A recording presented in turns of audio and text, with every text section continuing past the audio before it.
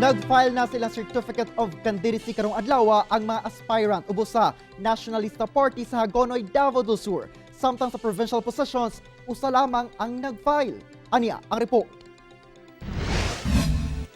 Nagkatapok ang Nacionalista Party sa lungsod sa Hagonoy, Davao del Sur, nagipangunahan incumbent Mayor Franco Magno Calida ug incumbent Vice Mayor Vincent Alexis Paden alang sa pag-file og Certificate of Candidacy sa Comelec Office alas 9 kaganihang buntag. Sabay nila ang 8 ka mga mudaganay pagkakonsehal. Wa jud namo ni gipakyas kami di mag-una. Kaya tungod pa ila sa atong mga katawhan nga ang team Kapa dili magpalangan-langan, pareho gyapon na sa among mga daghang proyekto nga ginahimo, dili may gusto maglangan. Sa provincial positions, usa pa lang ka-aspirant ay nag-file og COC. Siya si Digo City Zone 3 Barangay Kagawad, Rogelio Banlasan, nga mudagan pagka-board member, isip independent candidate. Last January, gipatawag kong ni Gob Dodo.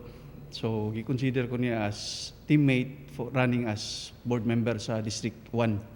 Pero saan taman, namatay man siya. So, nanapoy gi-consider si Gob Mark karon. So, wala ko ma-appeal sa team.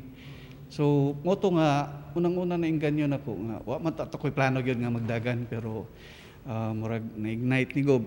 Sumala sa Comelec Davao del Sur, naanda na gayud kuno nga mingaw pa sa unang adlaw sa filing of COC, sanglit sagad sa mga aspirant, magdungan sa tibuok partido nga magsumite sa ilang COC. We have 4. We will be receiving COCs for members of House of Representative, Lone District man ang Davao del Sur. Oo. Then provincial governor, vice governor, then members sa sangguniang panlalawigan. 10 seats. Oo. Kauban si Mel Colmenares sa kamera. Ako si Ari Gil Relator para sa One Mindanao.